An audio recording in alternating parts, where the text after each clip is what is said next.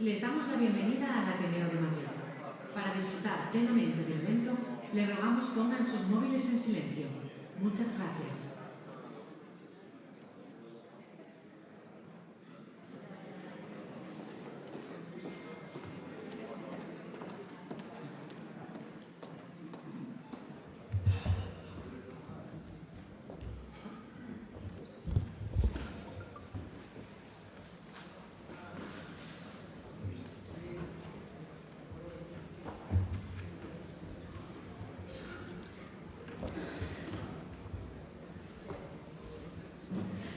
Pues muy buenos días a todos y a todas, bienvenidos, presidente Zapatero, autoridades, embajador de Colombia, presidente del Ateneo, Luis Arroyo, compañeras y compañeros, socios y amigos del Ateneo de Madrid. La trayectoria política de José Luis Rodríguez Zapatero es difícil de resumir en pocos minutos, pero como mujer feminista me gustaría destacar en primer lugar su compromiso con nosotras con la aprobación de la Ley contra la Violencia Machista durante sus gobiernos, la creación del primer Ministerio de Igualdad que tantos disgustos dio a la derecha, la ley más avanzada de interrupción del embarazo o su apoyo cerrado a la ley del solo sí es sí, con una ultraderecha que ya había entrado en tromba en las instituciones, había permeado sobre el autoproclamado centro-derecha y suponía un claro desafío a la democracia, por descontado, a los derechos de las mujeres, como estamos comprobando. Zapatero es el presidente al que le tocó lidiar con la brutal crisis económica y financiera de 2008, sucumbiendo a los austeros postulados y mandatos de la Unión Europea, el FMI, Estados Unidos, Alemania, todo el poder occidental sobre España o contra España, como contra Portugal o contra Grecia, y España acató. Y Zapatero perdió el poder y el PP consiguió su mayoría absoluta más rotunda, aunque nos quedaba apoquinar para el rescate bancario. A lo mejor el presidente Zapatero nos puede contar hoy dónde está nuestro dinero y cuándo nos lo van a devolver. Nuestro invitado de hoy se fue de la Moncloa habiendo puesto fin al terrorismo de ETA, pero como no era Aznar, por ejemplo, ni siquiera su partido supo poner aquel logro en el nivel que merecía, un logro de la presión civil, el cerco policial y el diálogo, un logro de la democracia. Me decía la semana pasada un dirigente de la oposición que a Zapatero lo encontramos ahora intermediando allí donde hay lío. Y yo le dije que es de agradecer, entiendo yo, que donde haya lío siempre esté alguien mediando. Así se concibe la política en mayúsculas, supongo, y es ese rol silencioso a veces, contundente, otras, lo que ha convertido a Zapatero en uno de los referentes de la izquierda en España, desde Podemos al PSOE más radicalmente socialdemócrata. Para este espacio, Zapatero regresó a lo grande en las elecciones generales de julio de 2023, con un apoyo sin complejos a los postulados progresistas frente a la ultraderecha rampante, un espaldarazo a la diversidad y a la igualdad de derechos y oportunidades que él ya abrazara en su gobierno con la ley del matrimonio gay o la reforma del Estatut catalán, cuyo resultado soberano mutilaron sin piedad la derecha judicial y política. De aquellos polvos, estos lodos. Y de Cataluña hablaremos, pero también de la judicialización de la política y viceversa, de Valencia, del ascenso imparable de la extrema derecha, de Trump, de China. Adelante, compañeras, compañero, que no acabo nunca. Muchas gracias, presidente. Gracias a todas, a todos.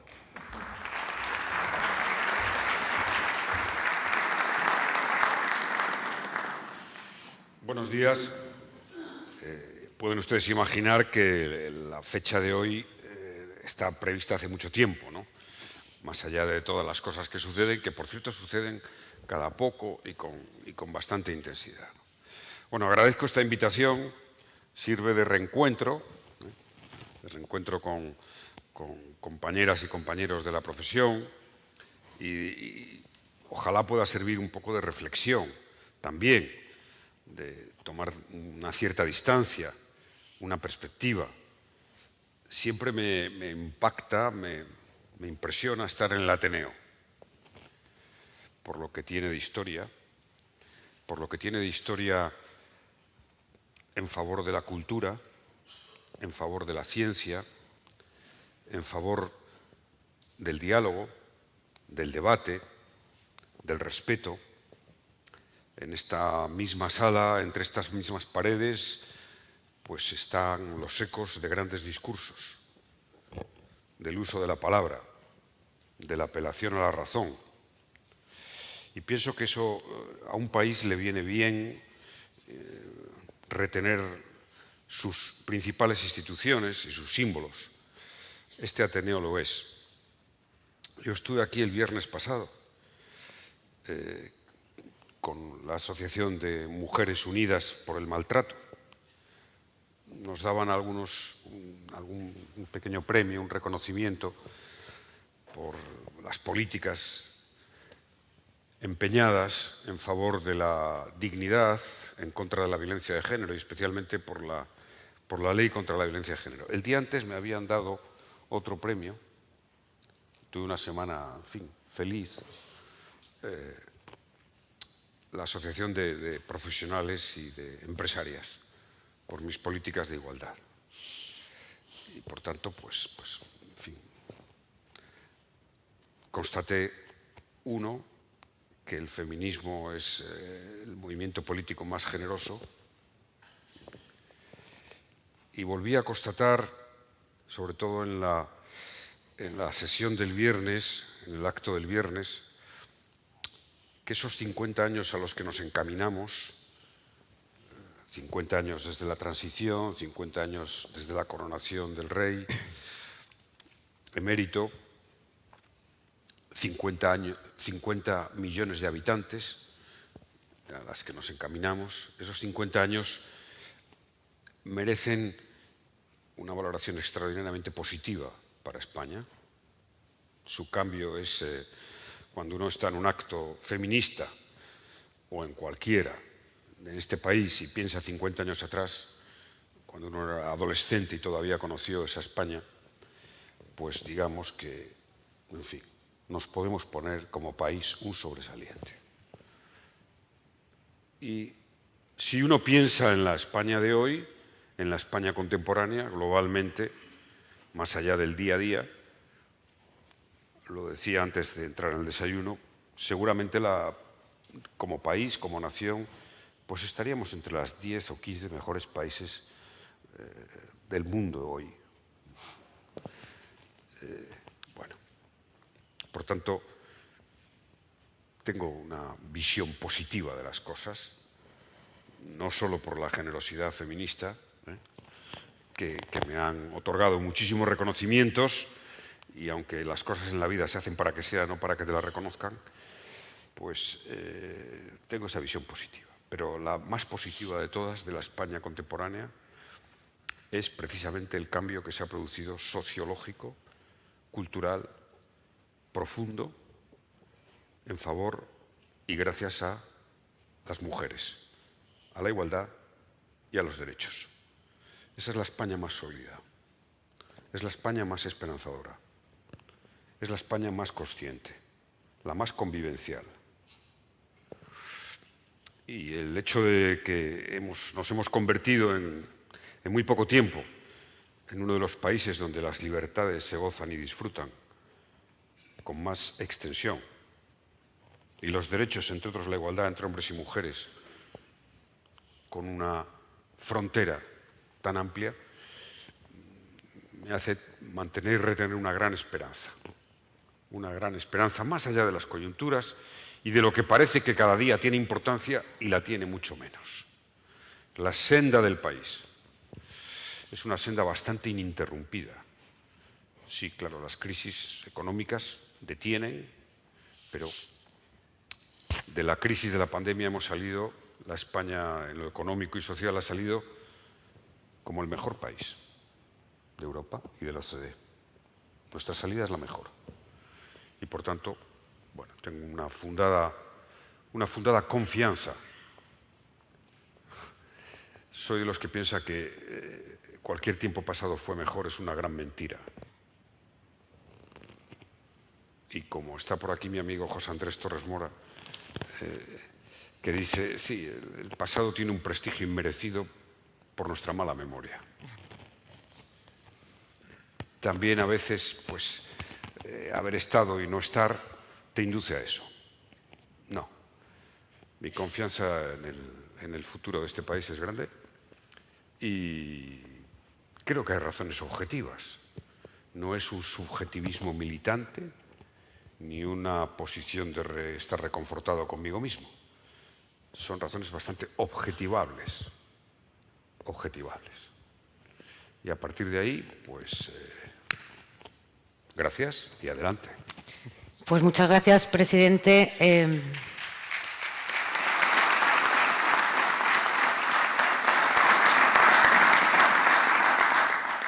Premios todavía no hemos instaurado en los desayunos del Ateneo, por lo tanto no vienes a que te demos un premio, pero sí te damos encarecidamente las gracias por aceptar esta invitación y por estar siempre dispuesto a practicar el diálogo y el uso de la palabra en esta democracia donde precisamente estas dos cuestiones están tan en desuso. Muchas gracias y empezamos con una reflexión genérica sobre el día que nos ha tocado hoy vivir, porque efectivamente no hemos elegido la actualidad que hoy nos ocupa, pero el juez acaba de dictar auto de procesamiento contra José Luis Ábalos, su exasesor Koldo García y contra el empresario Víctor de Aldama.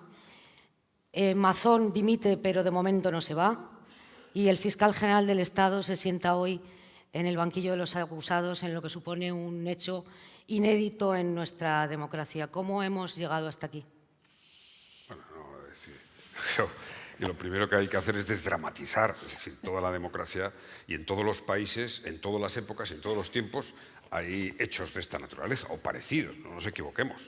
Es decir, yo cuando, en fin, ahora se invocan momentos, yo recuerdo los momentos que viví políticamente, y fíjate que el otro día que estuve en el funeral de Valencia, claro, se agolparon en mí los recuerdos de varios funerales, de varios momentos tan o más difíciles, como el del 11M, muy difícil, el de Yacolé 42, no sé si recordáis las imágenes, la tensión entre militares con el propio gobierno, o el del metro, lo recordaba porque había sido en Valencia, ¿no? Bueno, no creo que tengamos una situación, digamos, de ninguna excepcionalidad, ¿no? Lo más excepcional de esto es, evidentemente, lo más... es Fiscal General del Estado. Exactamente. Es un juicio importante, un juicio muy importante. Creo que en ese juicio pues, hay en debate cuestiones trascendentes para nuestro Estado de Derecho. No definitivas, porque afortunadamente nada es definitivo, pero hay cuestiones trascendentes. Debemos mucho más cuando empieza el juicio, debemos ser respetuosos, muy respetuosos con el Tribunal Supremo, absolutamente respetuosos. Yo solamente añadiré una percepción personal. Conocí hace 2 años aproximadamente al fiscal general del Estado. Yo no le conocía de nada, la verdad, y he tomado 2 cafés largos con él, que me causó una impresión excelente, debo decirlo. Y cuando le he visto, se discute la dimisión o la dimisión se discute, bueno, es discutible, como no, pero a mí me parece que cuando alguien está tan convencido, como le he visto, con una tal naturalidad, como le he visto, de su completa inocencia, me parece que hay un derecho en democracia también a defender tu posición cuando tienes ese convencimiento absoluto y esa convicción. Bueno, sobre lo de... Pues yo he dicho que parece que la crisis política que el PP tiene en Valencia pues la está gestionando igual que gestionó la Dana. Es decir, esto es que el principio de las cosas tiene mucha importancia. Yo creo que todos sabemos, todo el mundo sabe, incluso por el propio presidente Mazón, ¿no?, que hace tiempo debería de haber asumido la responsabilidad y a partir de ahí dedicar todo el tiempo del mundo, todo el esfuerzo político, pues al apoyo, al seguimiento, al acompañamiento a las familias de las víctimas, que yo las vi. El otro día yo no lo pasé nada bien, lo pasé mal. Había en el ambiente un dolor un duelo no consumado y eso hay que dedicarle tiempo y esfuerzo. Y espero que resuelvan políticamente la situación. En fin, todos los partidos tenemos líos, ¿no? Eso, como diría Rajoy, pero, hombre, yo creo que un poco de esmero, dada la razón última y las causas de esta crisis del PP en Valencia, debería de poner el Partido Popular en hacer las cosas con el máximo respeto a la ciudadanía, a las instituciones. Estas cosas cuentan. Las formas en democracia dan el ser a las cosas y hay que intentar que sea así y que se haya. Y luego, pues, bueno, los casos de corrupción, pues... Hablaremos más adelante de eso vale. también. Respecto al fiscal general del Estado, sí me gustaría preguntarle que, independientemente de su inocencia o culpabilidad, ¿usted no cree que debería de haberse apartado del cargo para preservar el prestigio de la institución y no contaminar a la Fiscalía General del Estado? No pienso que se esté contaminando el prestigio de la institución. Es más, creo que es una institución que tiene un estatuto. Es una institución de relevancia constitucional. Y aunque es un tema que no se ha profundizado suficientemente, en ese estatuto, claro, el fiscal general del Estado tiene el mandato de explicar e informar a la ciudadanía sobre su tarea. Con lo cual se produjo en fin, en la interpretación de los que consideran que hubo una filtración, un choque de visiones.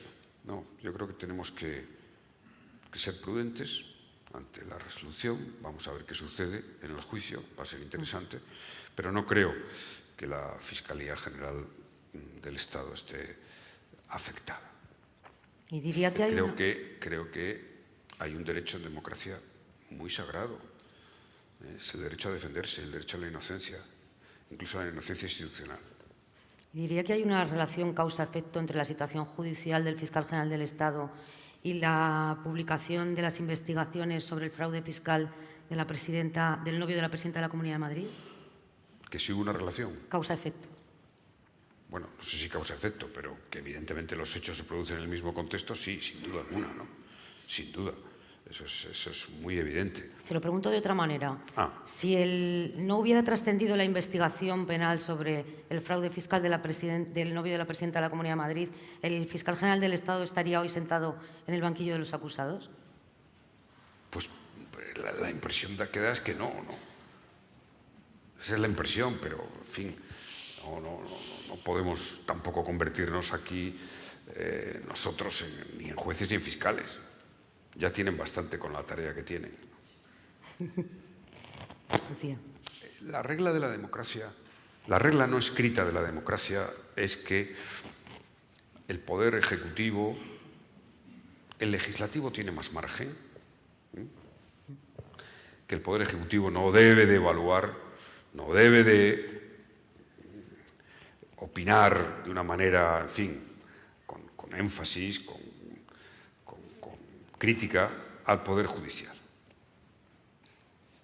Pero eso tiene un complemento, un equilibrio, porque todo en la democracia es un equilibrio de poderes.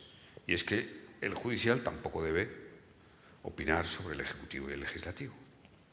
Entonces, no sabremos quién empezó primero, ¿no? Pero es verdad que ha habido, en esta última temporada, no es la primera vez, Vamos, yo recuerdo el proceso de los GAL y otros que también vivimos esa tensión. Pero es verdad que hemos visto pronunciamientos de sectores de la judicatura, de asociaciones, sobre el poder legislativo y el poder ejecutivo. Incluso manifestaciones. Incluso manifestaciones, sí. Bueno, eso, cuando todo se sosiegue, porque es muy importante, ahora está todavía esto muy álgido, todo esto, ¿no? Cuando se sustancien los procesos, seguramente cuando tengamos próximas elecciones, pues habrá que hacer una reflexión con sosiego, como otras veces se ha hecho. Pero lo que me interesa subrayar es que, pues claro, toda la vida democrática, pues casi siempre nos enfrentamos a algún hecho más o menos de trascendencia o de gravedad. Pero eso como hemos visto, no condiciona la senda del país, ni de la vida social, ni de la vida de los ciudadanos. Esto es muy importante. La democracia es precisamente eso, tener unos procedimientos para resolver los conflictos racionalmente, institucionalmente y además con muchas garantías de equilibrio. No nos debe de asustar. No forma parte de una enfermedad del sistema, no. Forma parte de la propia realidad política, social, económica. Luego vemos cómo se produce la respuesta. Hombre, sí es aconsejable, casi siempre, sobre todo porque las hemerotecas son tremendas, ¿no? Pues tener una cierta moderación. Eso es algo que el tiempo decanta a la hora de dar opiniones muy contundentes sobre los temas más. Pero bueno. Buenos días, Lucía. presidente. A ver si le hacen caso a usted en la moderación.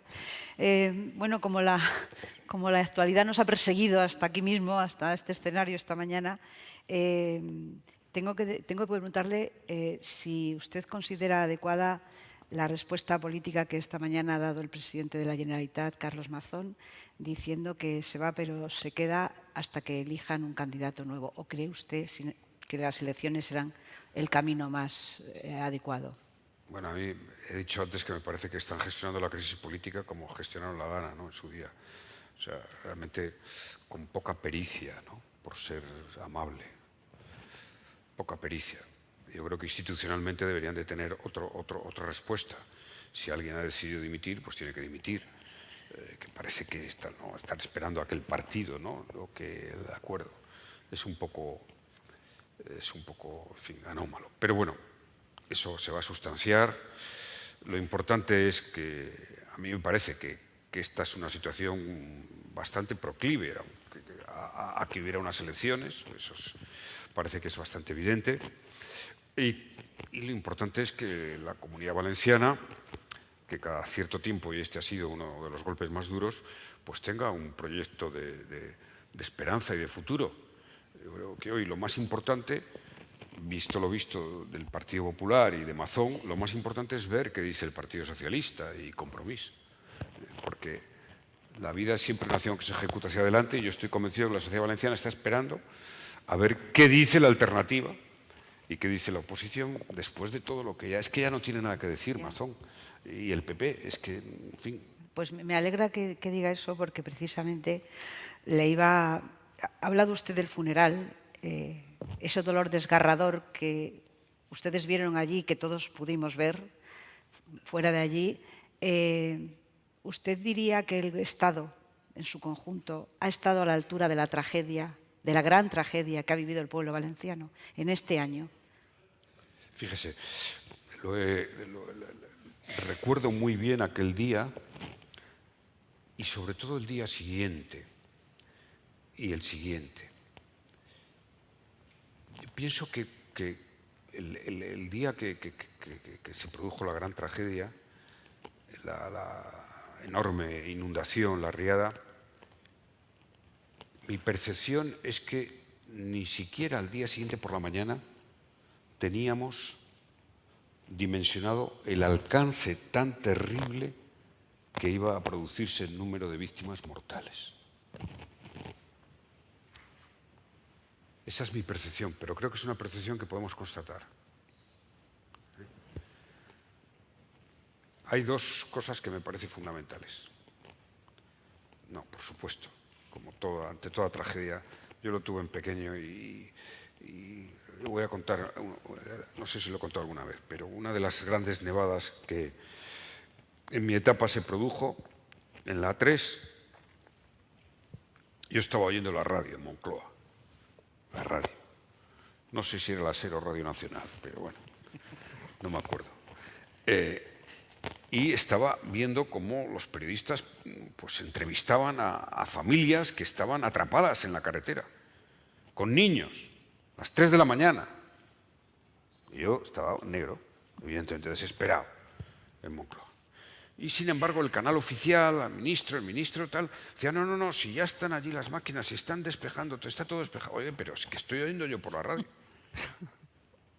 Y así toda la noche. Y al día siguiente fui a la Dirección General de Tráfico, di una rueda de prensa y pedí disculpas. No hubo muertos ni víctimas mortales. Ahí empecé a pensar en algo poderoso para el Estado que era la Unión, que al final fue la UME, la famosa UME.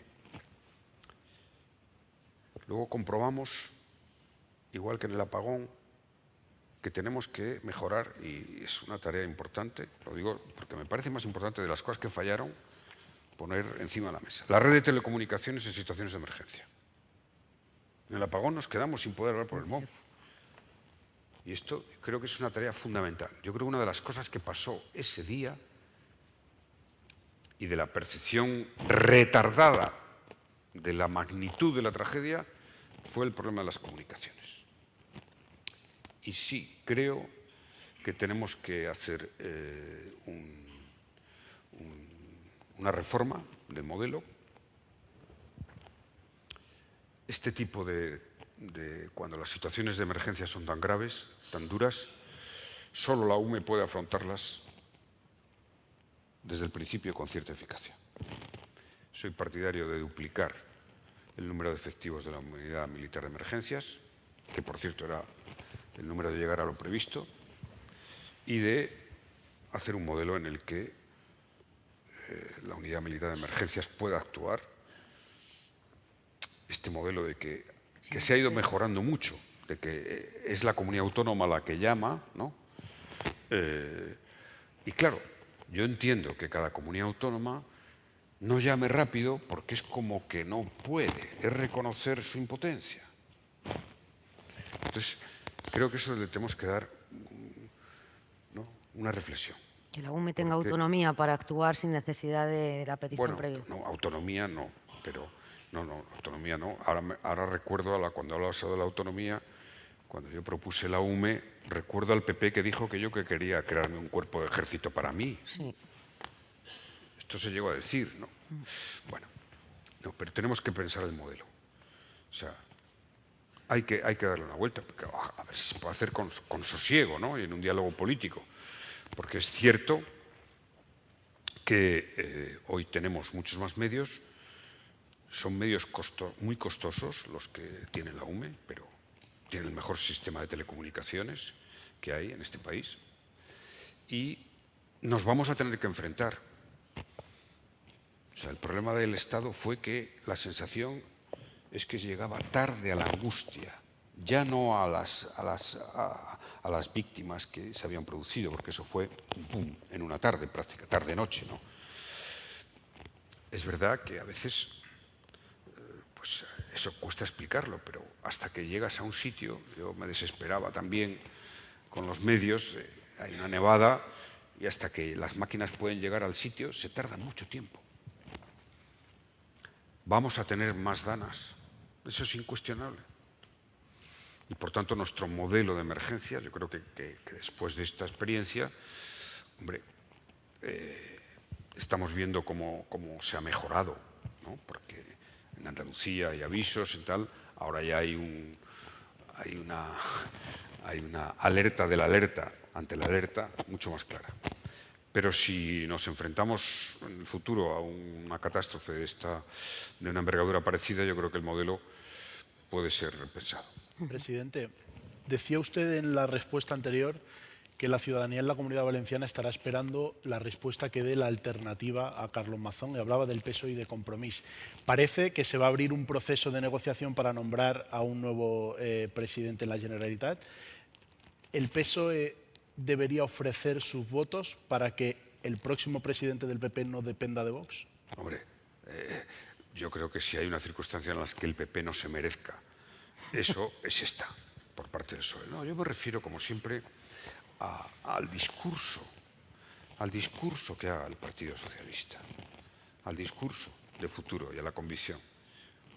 Pienso que casi nunca se levanta un gran proyecto del desastre de gestión de un partido, sino que un gran proyecto se pone encima de la mesa con una gran convicción, con elaboración, con diálogo con la sociedad.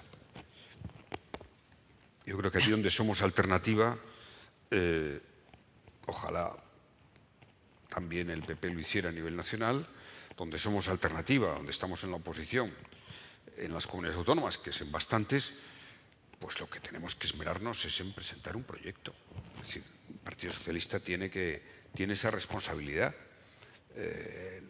Creo que sí, por supuesto, que hay que denunciar y criticar los pactos del PP con Vox, pero bien, eso no es una respuesta a la vivienda, ni es una respuesta al cambio climático, ni es una respuesta a la reindustrialización, allí donde las comunidades autónomas tienen esos temas, ¿no?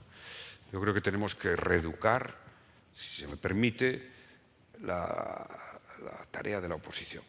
Yo siempre, no por aquello de la oposición útil que formulé en su día, que algunos lo interpretaron como Bambi, ¿no? No, de verdad, en democracia es tan importante el gobierno como la oposición. Lo he dicho muchas veces. Es más, creo que el estado político de un país se mide por cómo esté el líder de la oposición. Vamos a hablar del líder de la oposición también a lo largo de esta mañana, pero cambiando de asunto, la semana pasada Junts le liberó de una de las tareas que usted ha tenido encomendada durante estos últimos meses. Ahora nos dirá si lo considera una liberación o no usted, lo que ocurrió con la retirada de ese apoyo al gobierno, pero sí que me gustaría saber cómo cree que queda el gobierno tras la decisión que tomó la semana pasada, primero la dirección de Junts y después la militancia. Bueno, debo decir que en efecto es conocido y que he estado en la tarea de acercar posiciones con Junts y de manera particular con el presidente Puigdemont, que el tiempo que ha sido bastantes días y bastantes reuniones que he dedicado, para mí ha sido extraordinariamente positivo. Me parece que es fundamental en la vida escuchar, aprender, aunque creas que ya has vivido casi todo, dialogar, confrontar posiciones. En fin, ahora se ha producido esta decisión de Junts, pero esto, en fin, yo lo veo todo un poco intento verlo con más perspectiva y más profundidad. Yo creo que el proceso de Suiza, como se dice, y los acuerdos de Bruselas han sido positivos para la visión de la democracia, positivos para lo que fue la sustanciación y la salida de todo lo que vivimos del proceso, positivos. Eso lo va a decir el tiempo, ¿no? Yo no tengo ninguna duda. Además me recuerdan otras cosas que me ha pasado en la vida del diálogo. Jamás me he arrepentido de dialogar, de escuchar, de sentarme. Jamás. Aun con los que pensaran de manera diferente. Tengo respeto por Junts, he aprendido cosas, he entendido cosas de la historia del catalanismo, de la historia del nacionalismo, y eso es lo que quiero preservar. La legislatura, bueno, sabemos cuáles son los datos de lo que tiene la oposición y lo que tiene el gobierno. El gobierno lo hace, lógicamente debe de pelear cada semana por sacar adelante sus proyectos. Añadiré dos cosas. Ahora, con más dificultad, puede que sí, con más dificultad en el caso de Junts. Aunque no hay que pensar que Junts va a votar porque sí en contra de todo, no. Votará en función de lo que le parezca cada asunto, como es natural. Pero añadiré dos cosas. Debemos de acostumbrarnos, y esto es interesante, muy interesante el debate. El miércoles hay un debate de esta naturaleza en el Congreso que promueve Comisiones Obreras, curiosamente. Pero debemos acostumbrarnos a que el tradicional bipartidismo, que duró hasta hace unos años, un bipartidismo imperfecto se decía, pero bastante perfecto, porque en mi última legislatura como presidente de gobierno, entre el PSOE y el PP teníamos 330 y tantos diputados, una cosa 169 y 164. Hacía que había un predominio evidente del Ejecutivo sobre el Legislativo. Es claro, los ejecutivos tenían una mayoría muy sólida, en la mayoría de las legislaturas, en el Parlamento, y eso hacía que prácticamente el Ejecutivo tuviera casi un liderazgo indiscutible en la sustanciación del proceso de la formación de la voluntad política de las instituciones y del país. Eso ha cambiado. El legislativo ha ganado fuerza y el Ejecutivo la ha perdido. Y, bueno, es fruto de ese pluripartidismo, de unas mayorías más difíciles de conformar, pero también tiene una gran virtud democrática. Yo recuerdo que durante muchas décadas la crítica era que el Ejecutivo se imponía y que hacía lo que quería en el Legislativo y que las Cortes eran una correa de transmisión. Eso lo hemos estado escuchando. Ahora eso ha cambiado. Ha cambiado porque, en fin, el sistema y la voluntad de los ciudadanos lo ha cristalizado.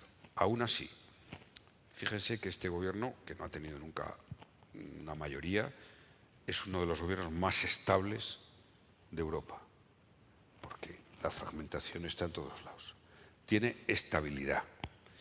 Y la pregunta, añado, ¿hay algún inconveniente para llevar el programa político esencial con esa minoría, una minoría importante del PSOE? No, no parece, porque los datos del país son muy buenos.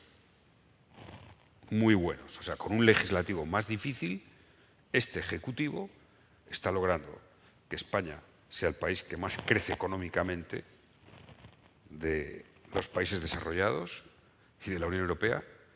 Está logrando que España tenga el mayor número de puestos de trabajo de la historia, con el mejor crecimiento de empleo, récord de afiliación a la Seguridad Social. Está logrando que haya más estabilidad laboral que en ningún periodo de la democracia, que el ingreso mínimo vital consolide un país de plena cohesión social y está ante el reto socialmente de la vivienda, que es el reto social, sin duda alguna, que tiene el país más importante. Pero el desempeño, un momento, el desempeño, porque claro, yo imagino que lo importante de la política no es el número de votaciones que se gana, sino cómo va la sociedad, cómo va el país, si mejora o no. Imagino que eso es lo importante. Y lo importante va como si el gobierno tuviera 190 escaños. Esta es la verdad. A partir de ahí, oiga, todo el debate que quiera, que si sale esta votación, que si no sale, claro. Pero el otro día el gobierno ha aprobado 500 millones de euros más para la lucha en favor de la autonomía personal ante la dependencia, y eso es lo que cuenta. Y lo que cuenta es las cosas que tienen que ver con la evolución social del país y el rumbo. Récord de turistas. Es sorprendente, ¿no? Vamos a ir en la visión de la derecha, que estemos en récord de todo. Vamos a ir a todos esos temas, presidente, pero volviendo específicamente, ya que le tenemos aquí, no hemos tenido durante todos estos meses la oportunidad de saber exactamente qué ha pasado en esas reuniones. No han sido, por cuidar la negociación, no han sido excesivamente transparentes, lo podemos decir así. ¿Cómo fue, presidente, esa última reunión? ¿Usted intentó, en el fin de semana en el que ya sabíamos cuál iba a ser la decisión de Puigdemont, intentó reconducir la ruptura?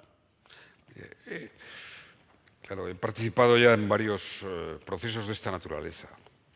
Yo sé que es difícil porque, en fin, se contradicen dos valores o dos virtudes en las que creo, ¿no? Que son, en efecto, el saber contar lo que pasa, explicarlo, eso que a veces se denomina transparencia, ¿no? Y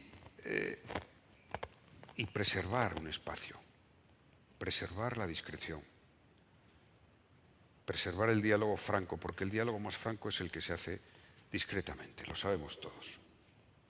Bueno, eso me ha pasado en muchas ocasiones y no quiero decepcionar, pero voy a preservar ese espacio, por respeto además al embajador que actuaba de mediador, por respeto a las personas que estaban dialogando conmigo, lo voy a preservar. Solo puedo decir que ese último día, en fin, no desvelo, nada porque pues, más o menos se ha publicado, pero fue cordial, muy cordial. Las reuniones y el almuerzo, la cena que tuvimos fue muy cordial y efectivamente se nos comunicó y se nos transmitió lo que pocos días después se hizo de forma pública. Pero hasta eso es importante preservarlo, ¿no?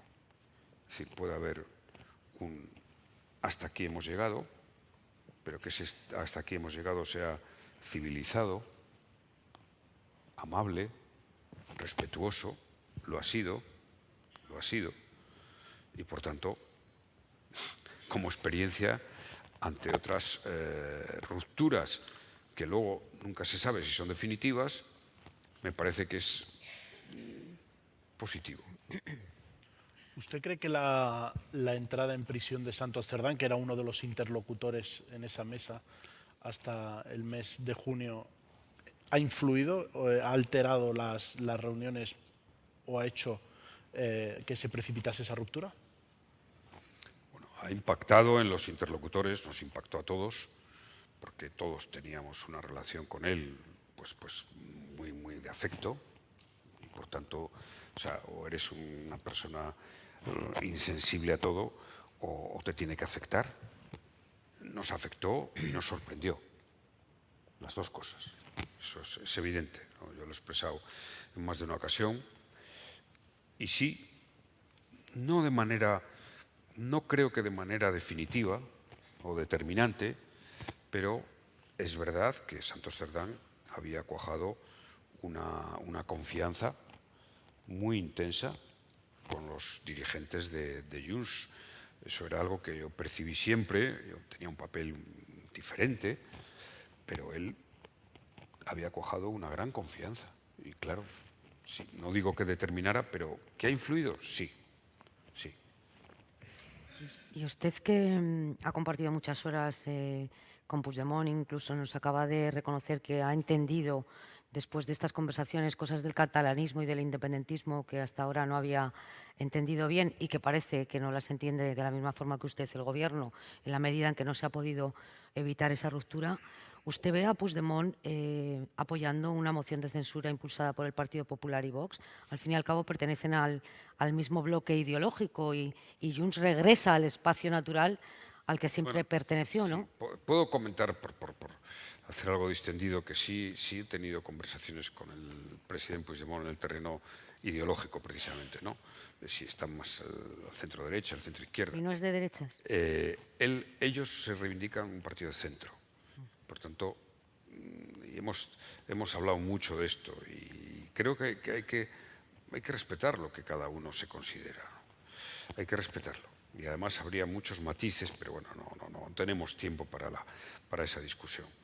Yo diría que sí, creo que además no pasará mucho tiempo. No pasará mucho tiempo para que la valoración de ese proceso, a pesar de la ruptura, sea una valoración positiva. Eso es lo que pienso. A partir de ahí, lo que vaya a hacer el presidente Puigdemont, pues lógicamente no está a mi alcance conocerlo. Me sorprendería esa hipótesis, sencillamente me sorprendería. ¿Y el presidente del Gobierno, usted cree que podría reconducir esta situación con presentándose una moción de confianza o adelantando elecciones? No, esa fórmula ya está superada. Hay que, el Gobierno tiene que, lógicamente, intentar sacar adelante los temas importantes en el Parlamento. Es lo que tiene que hacer. Lo hacía ya, y a veces tiene votos en contra, y a veces se vuelven a plantear los temas, ¿no? No veo en el horizonte ningún, salvo los temas de las leyes de justicia llamadas, ¿no? En el horizonte ninguna iniciativa legislativa trascendente. En todo caso, lo que el Gobierno debe hacer es intentar cumplir dos compromisos, en torno a los cuales se avanzó bastante aunque son temas en los que la última palabra no la tiene el Gobierno de España o el Partido Socialista. Uno es la ley de delegación de competencias en materia de inmigración, a la que, por cierto, se dedicó muchísimo tiempo y muchísimo esfuerzo para llegar al acuerdo entre PSOE y Junts, y hay un tercer partido, que es Podemos, que no dio el respaldo. Bueno, pues ese tema hay que intentar cumplirlo, y poner todo el énfasis. Y el otro es un tema trascendental, en mi opinión, que es el que el catalán sea una lengua oficial en la Unión Europea. Fíjense que en el acuerdo de investidura se consumó que el catalán se use en el Congreso de los Diputados. Aquello provocó un escándalo. Y una vez más, el PP pensaba y decía que España se rompía. Conmigo se rompió 187 veces. También conmigo, pues, entregábamos la nación española a ETA, ¿no? Y la verdad es que quien se entregó fue ETA. Por tanto, sí, creo que es extraordinariamente positivo que España, como país, se haya comprometido a que sus lenguas cooficiales sean oficiales en la Unión Europea. Parece que es un paso extraordinariamente positivo. El día que se logre, se logrará. Esto lleva su tiempo, como es normal, y mucho más hablando de Bruselas, los procesos europeos, ¿no? Pero será extraordinariamente positivo, porque al final, después de todo lo que hemos sufrido y de todas las tensiones, los conflictos, los momentos tal, hay una cosa esencial, y es que España, el Estado español, entienda y respalde, y por supuesto los que son nacionalistas o independentistas quieran que puedan vivir dentro del Estado español, dentro de España, sintiéndose como se sienten, en su identidad más profunda. Esto es fundamental. Y aquí la lengua lo es todo. La lengua lo es todo en el sentimiento nacional. Tenemos que asumir que es así, pero como algo extraordinariamente enriquecedor para nuestro país. Esa visión abierta, de decir, sí, tenemos una identidad nacional catalana y una identidad nacional vasca, claro que sí. Es la visión de un país grande, no de un país débil. Es de un país con una visión integradora y además mucho más leal a su historia. Que cuando los países traicionan su historia suelen acabar en malos momentos. Presidente, el catalán y la inmigración. Yo creo que el Gobierno va a cumplir esa tarea.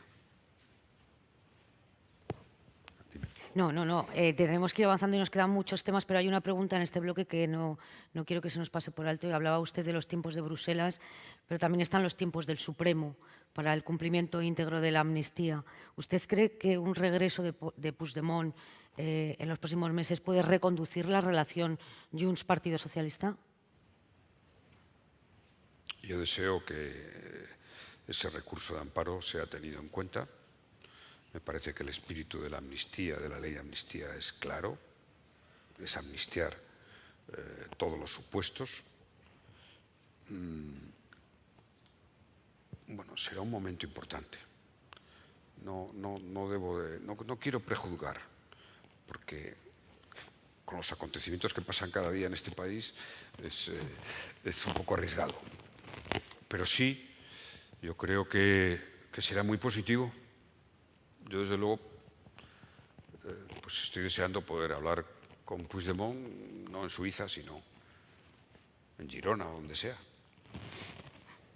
Me parece que eso es convivencia pacífica, es futuro.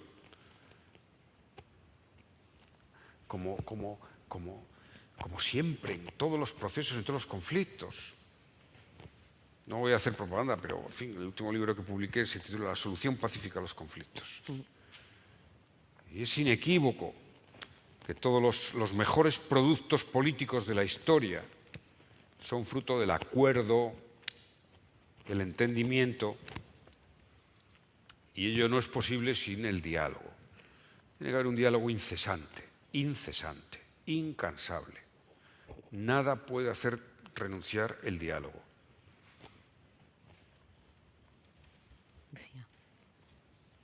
Vamos un poco a lo concreto, si me permite. Las primeras elecciones convocadas van a ser las de Extremadura. Las ha adelantado la presidenta. ¿Usted cree que...? ¿Es seguro eso ya? Eso ¿O seguro. puede haber Eso sorpresas? seguro. No, eso seguro ya. Sí, claro. En esto no, en otras cosas. ¿Cree usted que su candidato del PSOE, que está a punto de sentarse en el banquillo, es una buena opción para estas elecciones? ¿Por qué no? A mí me No parece... sé, le pregunto. No, sí, no, pero es Le el candidato que pregunto. nuestro partido es un partido que funciona con primarias, como es conocido, ¿no? Y decide sus candidatos. Sí, yo no conozco mucho al compañero Gallardo, tuve una conversación con él en privado hace tiempo, pero la presidenta del PP de Extremadura no me ha parecido, en fin, ¿no? Aquello de con estos no iré ni a tal y ahora, o sea, no sé. Yo creo que puede ser mejor Gallardo, ¿eh?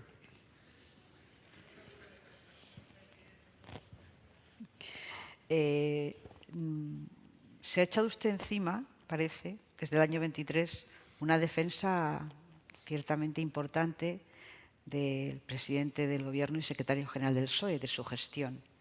¿Cree usted que Pedro Sánchez sigue siendo la mejor solución para el futuro del PSOE? Quizá vea usted a alguien, ya que los demás no lo vemos, le pregunto, si ve usted a alguien pues, con posibilidades de suceder a Pedro Sánchez, porque alguna vez digo yo que a lo mejor eso se le plantea al PSOE, digo, como hipótesis, parece que puede ser, ¿no? No sé si ve usted... Sí. No, contesto a lo concreto, más con ciertas ganas, ¿no? Primero, si el factor para medir quién es nuestra mejor opción como liderazgo es el empeño que los que no nos quieren ponen en atacarle, joder, Pedro Sánchez es muy bueno. Porque, es que si ese es el factor, yo como lo viví en pequeña proporción, claro, yo cuando estaba, el PP tiene siempre esa consigna, Zapatero, no llueve Zapatero, todo era Zapatero. Recuerdan que además, no, oiga, constancia ponen. En eso ponen constancia. Incluso me atrevería a decir que profesionalidad. No, y Sánchez, y tal. No. Oiga, y que se rompe la tregua en Gaza, Sánchez. Es que estamos en esas. ¿no? Estamos llegando a eso. Hay veces que a veces exageran tanto que pueden estar haciendo el ridículo, ¿no? Pero no les importa mucho. Lo que sí me parece es que como les conocemos en eso, pues es evidente que si consideraran que Sánchez era una opción mala, pues no estarían todo el día intentando por todos los medios posibles, humanos, imaginables, todo lo que se les ocurre. Y se les ocurren cosas, ¿no? Claro. Tienen el problema a la vez que no presentan una alternativa. Es que no presentan una alternativa. Es que el señor Feijóo ha dedicado muchas más horas a hablar de la mujer y del hermano de Pedro Sánchez que de la vivienda, del empleo, de la agricultura, de los temas sociales de este país. Ese es el problema. Pero la pregunta no era sobre la oposición. La Bueno, yo he pregunta aprovechado que un le he poco, hecho es sobre si usted, que conoce bien al PSOE, como todo el mundo sabe, ¿aprecia usted a alguna persona que pueda suceder a Pedro Sánchez? Que no sé si eterno no será, digo yo. No sé. Diré dos cosas, ¿no? La primera, hay pocas cosas en la vida tan valiosas como la lealtad. Yo me siento leal al Partido Socialista. Es la forma de interpretar mi lealtad a España, a mi país, a mis convicciones. La lealtad siempre va acompañada de una cierta humildad, porque para ser leal hay que ser humilde, hay que asumir que estás dispuesto a compartir, a seguir, a apoyar. Y no saben ustedes la cantidad de libertad que da la humildad. Te sientes libre del egoísmo, de la egolatría, de la soberbia. Es que da una libertad, esa sí que es libertad, ¿no? La que da la humildad. Y la historia del Partido Socialista, que es lo mejor que le ha pasado a la historia política de España, en sus 147 años, ahí están los hechos, pues se basa y se fundamenta en eso. Es una historia de lealtades, legadas de millones de personas que han sido humildes en su vida, se han entregado. Y yo quiero ser recordado como una persona que fui leal a mis ideas, a mi partido. Y eso lo exteriorizo en este presidente que se llama Pedro Sánchez, como podría ser con otro. Pero además, sí, o con otra. Veremos. Pero además, sí, el balance del país es muy positivo, pues lo hago con entusiasmo, con convicción plena. Es que el balance es extraordinariamente positivo. No sé si en fin, yo lo puedo decir, porque ya como no voy a competir nunca en política, pues puedo decir, no sé si seremos conscientes suficientemente del balance de estos años. Y me dices, oye, Pedro Sánchez es el secretario general del partido con un desempeño muy positivo. Y que hay personas, joder, la cantera del PSOE es impresionante, de verdad. O sea, ¿cómo no? Si es, o sea, nunca bajamos del 30 al 30, al 40, 45%, millones de votos. ¿Cómo no va a haber una gran cantera? 45%. Además que sería... 45 se te ha ido un poquito la mano. Entonces venirse arriba, ¿no? 45% de voto. 45% hemos sostenido muchas veces. Bueno, hace muchos claro, años. Bueno, pero Hace eso, muchos en fin, años. que indica que hay millones de votantes del Partido Socialista, hay millones de progresistas en este país. Hay una fuerza muy, muy considerable. Y cuando se moviliza, suele ser ganadora, cuando se moviliza intensamente. Pues claro que hay cantera. Y además, añado, hay que pensar que los que vienen son mejor que los que estuvimos. Y los que vengan en un futuro serán mejor que los que están ahora. Esa es mi visión de la vida, del país, del progreso. Y no solo, pero además por rendirte culto a ti mismo, ¿no?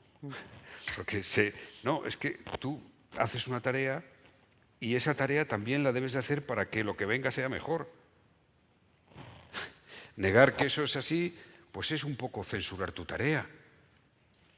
Ni intelectual, ni vitalmente lo puedo asumir.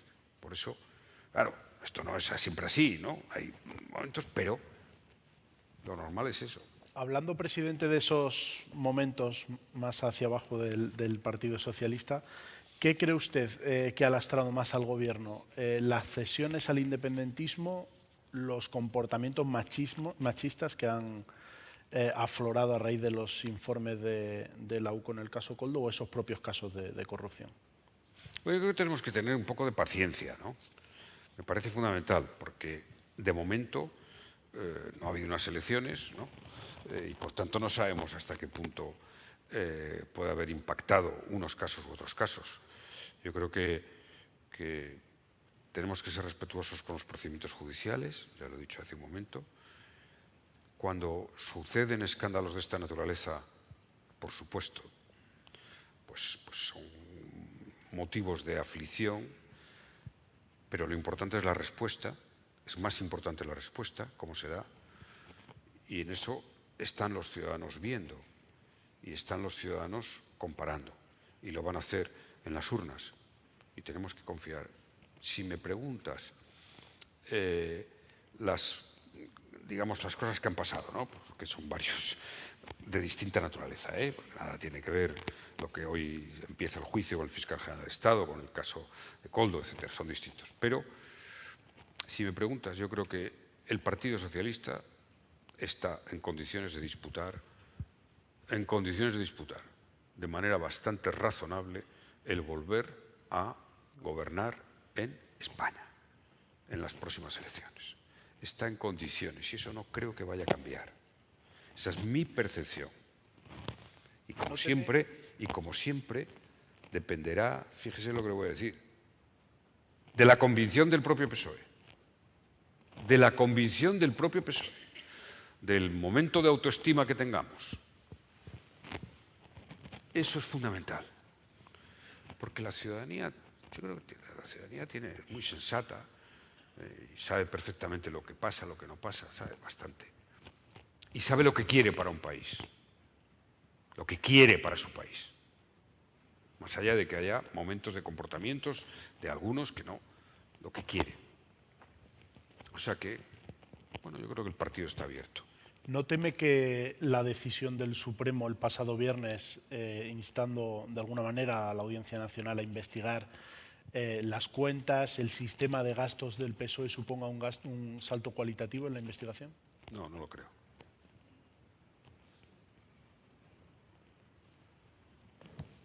¿No cree que suponga? No lo creo.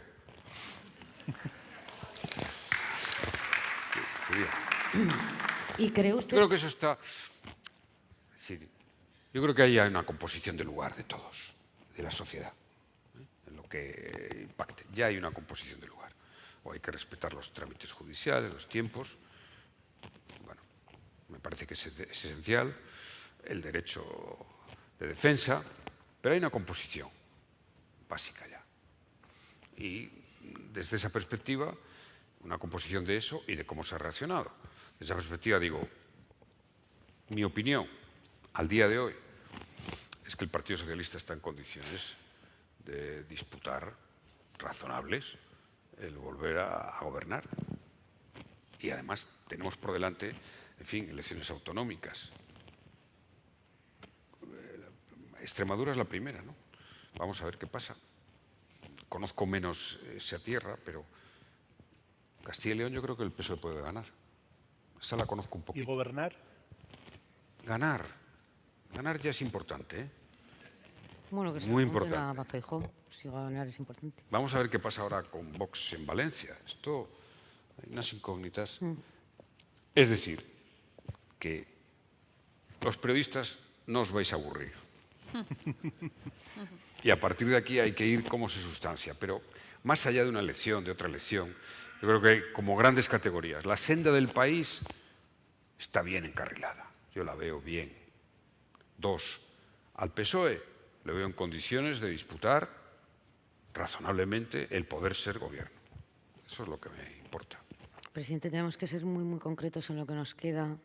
Por favor. ¿Pero cuántas tienes? 70 preguntas como él. No, nos queda ya poco, pero del PP. temas muy quedan aún, importantes. nos 70 temas preguntas importantes. llevaba. Antes hablabas de los tiempos, que había que respetar los tiempos de la justicia.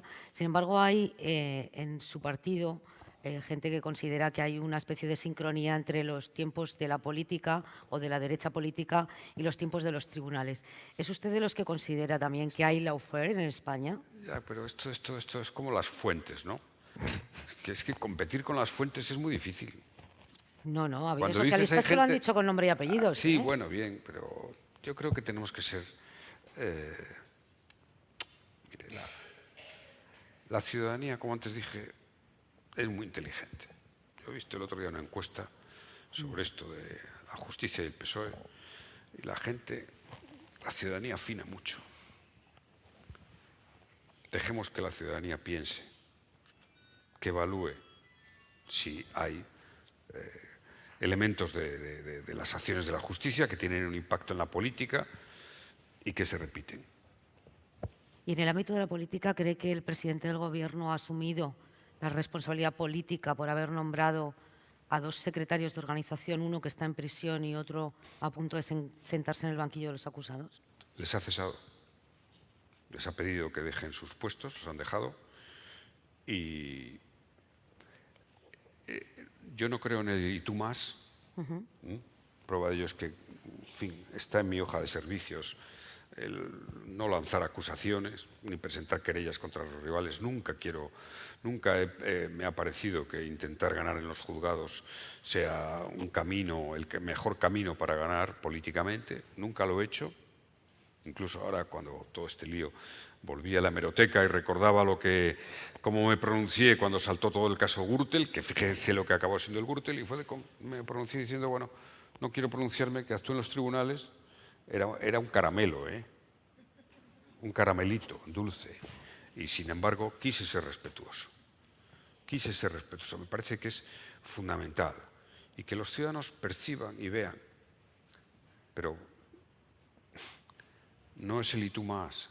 Es que la democracia es una permanente comparación. Porque comparar es la vía para elegir. No hay elección sin comparación. Y desde luego, esto no es un caso del PP, sino es un caso contra el PP, con toda la cúpula. A un Pedro Sánchez que salió afligido, sin duda alguna, como todos le vimos, pidiendo las responsabilidades a quienes, en principio, estaban incursos en esos temas. O sea, hay que ser muy subjetivo para no reconocer la diferencia. Porque es que el problema de la democracia es que cuando perdemos ya el mínimo de objetividad, entonces ya todo se disuelve.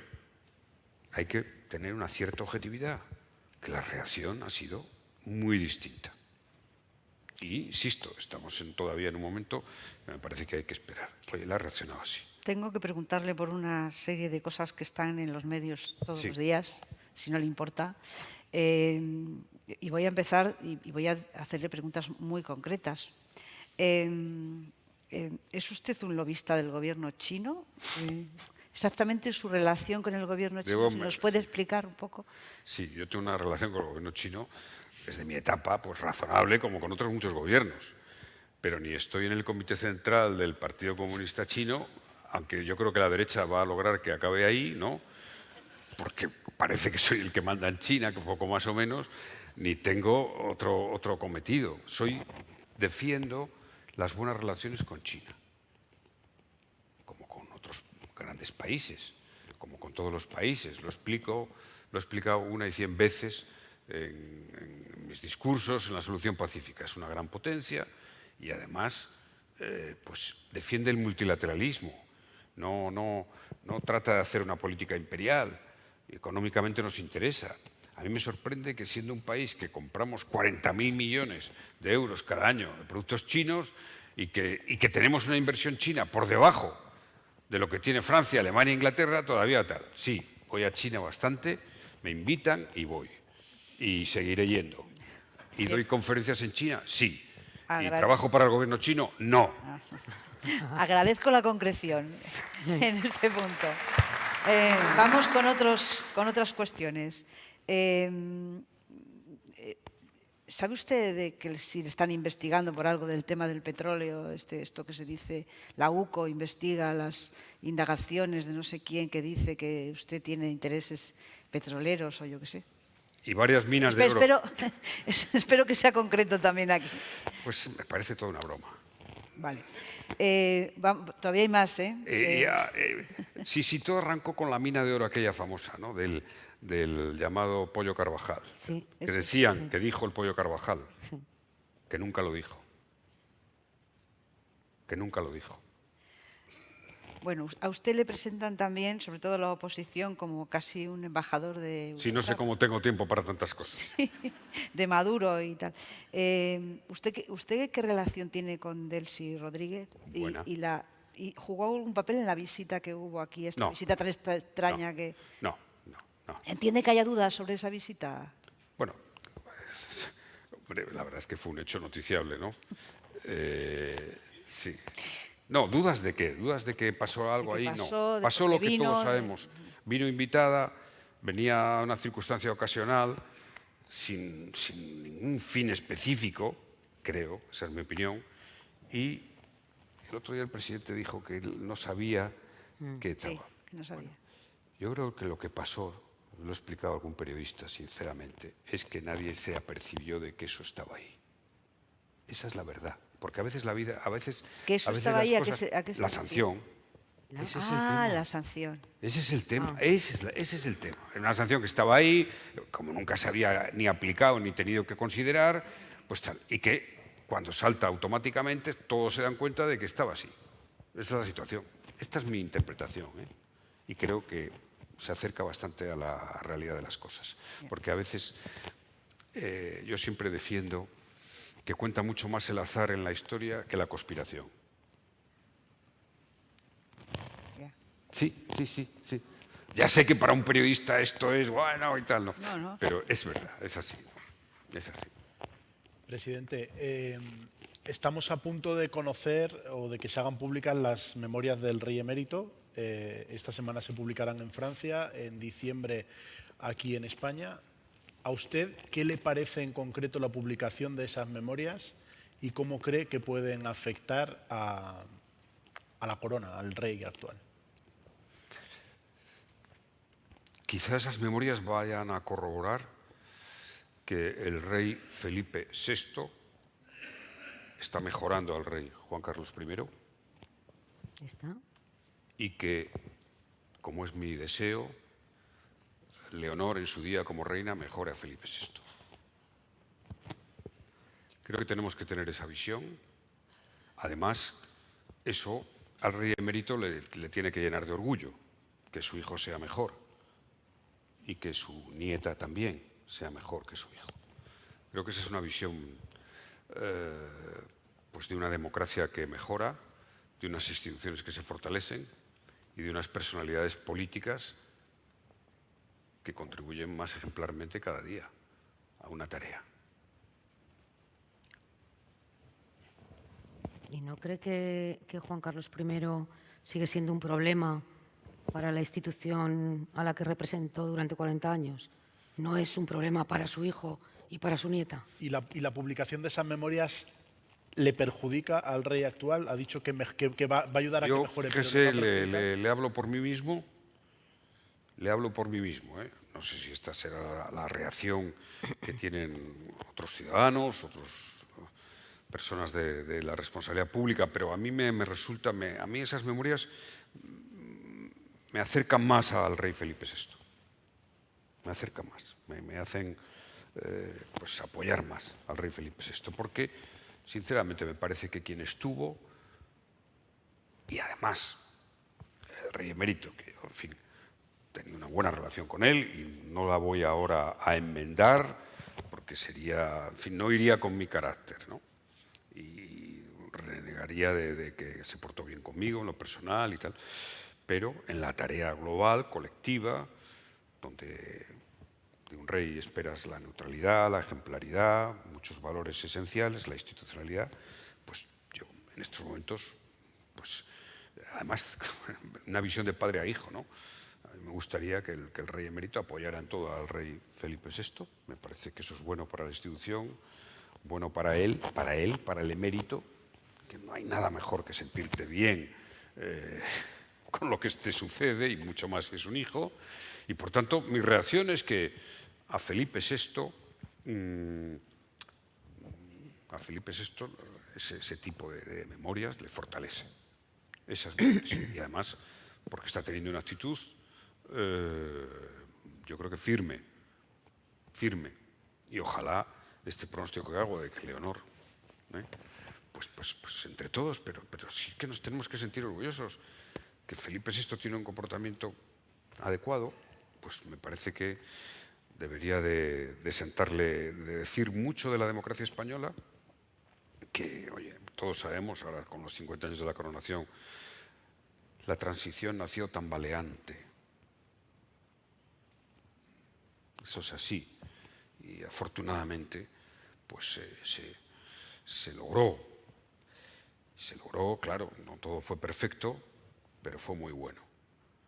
Y las cosas que no fueron perfectas, las cosas que quedaron ahí, la democracia las ha ido sustanciando. Esta es la visión de la democracia como mejora progresiva. ¿La Constitución era buena? Sí, muy buena, pero hablaba de minusválidos. Pero no dijo nada prácticamente de la igualdad real de hombres y mujeres, ni de la violencia de género. Ni se pasó a nadie por la cabeza que llegaría un día que el matrimonio igualitario pasaría a ser un derecho fundamental. Bueno, pues nos debe de pasar también con las instituciones. La monarquía, pues, en fin, nació con algún problema y yo creo que ahora la personalidad de Felipe VI está mejorando. Esta es mi visión. Pues, presidente, va a subir Pilar Santos a hacer una pregunta del público por si acaso se nos ha escapado algo, pero sí que mientras sube, ¿usted cree que será un problema de Estado que Juan Carlos I muera fuera de España? No creo que sea un problema de Estado. Yo creo que a veces magnificamos mucho las cosas. Yo creo que hay que tener el equilibrio suficiente como para no renegar de la historia, no renegar de la tarea de Juan Carlos I en la transición, que es evidente, y ser, aunque, insisto, ahora lo que él debería de hacer es estar apoyando a su hijo incondicionalmente, esa es mi opinión, y a la democracia española por ello. No le vamos a negar, creo que seríamos poco objetivos, sería malo para el país no negar la tarea que hizo. Incluso a pesar de lo que dice de Franco. Por cierto, voy a contar una anécdota, que eso sí va a gustar. A mí no me ha extrañado lo que dice de Franco. ¿Por qué? ¿Se lo dijo usted? Porque en alguna conversación, más de una, debo decir que, en fin, se lo agradezco en parte, ¿no? Porque me contó anécdotas de su vivencia con Franco interesantes, que me guardo. Pero es verdad que cuando estábamos con lo de la Ley de Memoria Histórica, llamada Ley de Memoria Histórica, que no se llama Ley de Memoria Histórica, como saben, ¿no? Memoria democrática. Pues cuando esos días yo le notaba un poco incómodo, ¿no? En los despachos, en el despacho ese habitual que teníamos. Y entonces yo le noté que eso le... Claro, entonces yo le expliqué, señor, no se preocupe, es una ley que está pensando en la Constitución y tal, claro. Y él me comentaba, es que claro, ¿sabes quién me puso a mí, no? O sea que no me ha extrañado. Pilar. Bueno, es que todos le conocemos como es él en eso, ¿no? Y sí, es muy sincero, aunque no nos guste la sinceridad expresada. Buenos días a todos. Gracias, presidente. Muchas de las preguntas que han planteado los asistentes ya las han puesto sobre la mesa mis compañeros, pero vamos a escoger dos temas. Venezuela. Antonio Tobar, arquitecto, hace referencia a la información de que Estados Unidos ha enviado a la zona del Caribe al portaaviones Gerald Ford y pregunta que si la tensión aumenta, ¿qué posición tendría que tener España? ¿Y cómo ve usted este episodio entre Venezuela y Estados Unidos? En la misma línea, José Manuel Esquinas también le pregunta si cree que Trump se va a atrever a derrocar a Maduro por la fuerza. Bueno, a nadie le sorprenderá que en este caso, como en todos, y mucho más en Venezuela, que ha formado parte tanto de mi trabajo y mi esfuerzo, abogue por una solución pacífica del conflicto. Primero, por respeto a la Carta de Naciones Unidas, a la Carta de San Francisco, a la legalidad internacional. Me parece que es absolutamente fundamental. Y en segundo lugar, porque, como conozco aquello muy bien, pues toda alternativa a que no sea eso será horrible, horrible para ese país. Es decir, si yo he hecho alguna tarea en el tiempo que fui mediador oficial y después, porque he seguido comprometido, es precisamente de crear condiciones para que no acabe en una confrontación bélica aquello, ¿no? Entonces, por tanto, bueno, yo confío, yo confío en que antes o después vamos a ver nuevamente, como ha pasado en Venezuela muchas veces, un proceso de negociación. Yo confío, confío. No está fácil, pero confío. Pero desde luego, en fin, que yo creo que tenemos que, si estamos apostando por la paz en Gaza, porque Putin acabe con la guerra de Ucrania, pues tenemos que apostar por las soluciones pacíficas. Lo que no puede ser es que en pleno siglo XXI estemos volviendo a las cifras peores de violencia, de guerra, de muertes desde la Segunda Guerra Mundial. Este es el gran tema de nuestro tiempo. La no violencia, una vez más, la lucha por la paz. Y Venezuela, por supuesto, pero en todos los sitios. Presidente, también los jóvenes, la desafección con la política. Es lo que plantean Lucía Cabrera, estudiante de periodismo, y Javier Fernández Delgado, que es socio Ateneo. Javier le pregunta qué se puede hacer para lograr el voto joven para las políticas de progreso. Hasta donde yo recuerde, y aquí hay compañeros que están muy en el aparato del partido, en las últimas elecciones generales el PSOE fue el que mejor voto joven tuvo. O sea, que es que estamos aquí haciendo, en fin, unas especulaciones y tal. Yo creo que fue el mayor votante en número de votos jóvenes fue el PSOE. 1, 2. Esto es cíclico. Si es que es cíclico, yo creo que igual que ahora es un ciclo un poco espeso, hay un ciclo de la extrema derecha que pasará. ¿Qué pasará? Y fundamentalmente cuando pase en Estados Unidos, el trumpismo, que también pasará. Esto va a ser clave. Pero lo que más se viene argumentando, se viene hablando de la reacción un poco de la juventud, sobre todo a mí, oiga, que vayan a un lado a otro, suele ser coyuntural, suele ser coyuntural. Lo que sí me parece interesante de reflexión es ese presunto, que no lo tengo claro, rebrote masculinizante que puede haber en la juventud y de un poco reacción negativa a las políticas de igualdad de género. Esto sí me parece crucial, más allá de lo que voten, que bueno, en fin, pelearemos por el voto. Esto sí me parece crucial para nuestra sociedad. ¿Por qué? Porque tenemos que hacer una revisión seria de la educación. Es algo que es fundamental.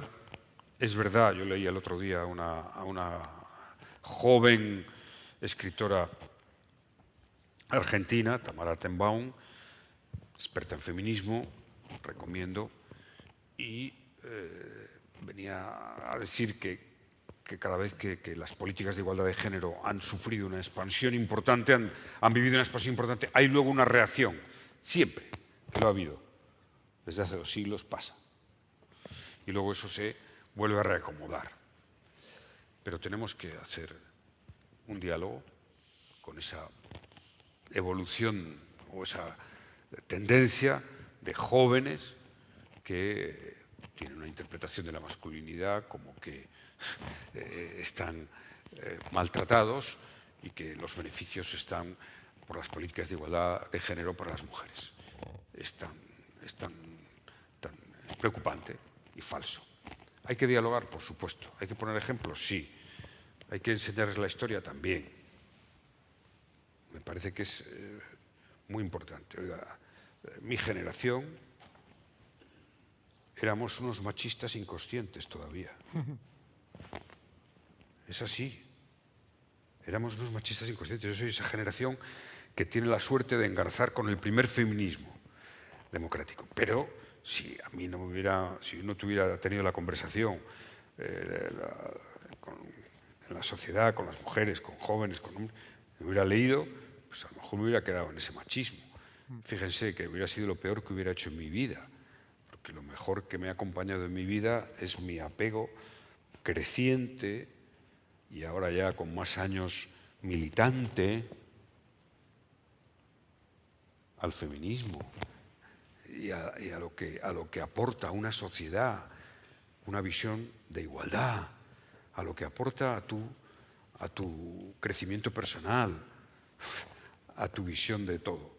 Entonces, bueno, sí, más que el voto, que bueno, en fin, me preocupa ese ángulo en el que hay que trabajar seriamente.